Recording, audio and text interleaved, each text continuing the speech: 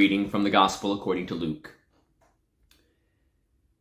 As Jesus approached Jericho, a blind man was sitting by the roadside begging. When he heard the crowd going by, he asked what was happening. They told him, "Jesus of Nazareth is passing by." Then he shouted, "Jesus, Son of David, have mercy on me." And those who were in front sternly ordered him to be quiet, but he shouted even more loudly, "Son of David, have mercy on me." Jesus stood still and ordered the man to be brought to him. And when he came near, he asked him, "What do you want me to do for you?" He said, "Lord, let me see again." And Jesus said to him, "Receive your sight. Your faith has saved you." Immediately he regained his sight and followed him, glorifying God. And all the people, when they saw it, praised God. The word of the Lord.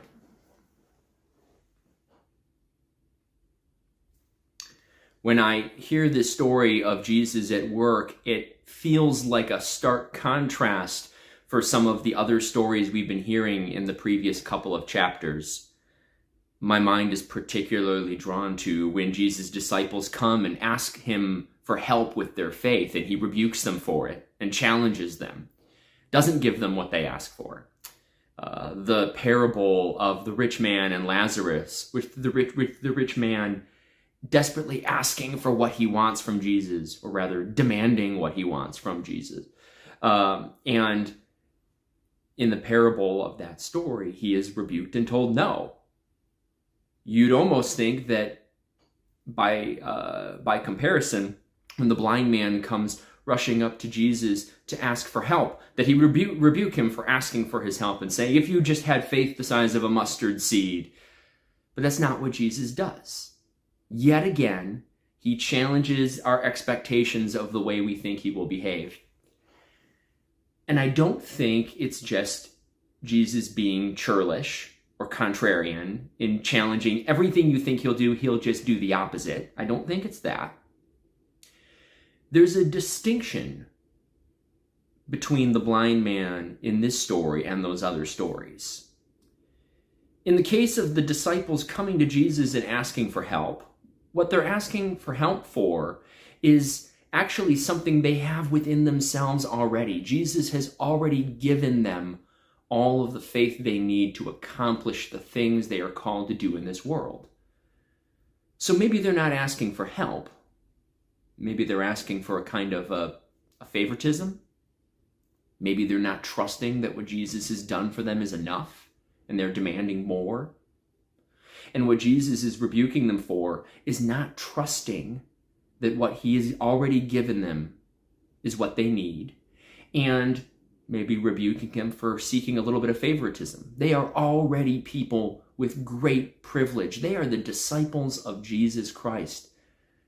They already have great privilege, and they're asking for more. This blind man, by contrast, he knows what he had, he knows what he has lost, and he's genuinely not asking for favoritism. He's not coming from a place of privilege and demanding that his power and his privilege makes him deserve more. No. He's coming from a place of being vulnerable and asking for what he needs. Asking for Jesus to be compassionate. Asking for wholeness.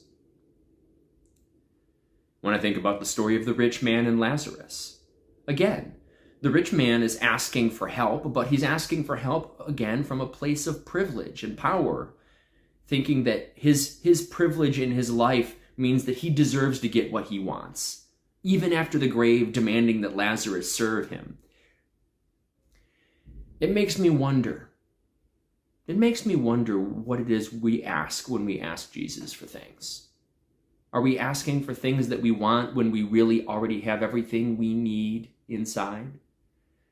Are we asking for what we want because we don't trust that what Jesus has done for us is already enough? Are we asking from a place of privilege or power, seeking more?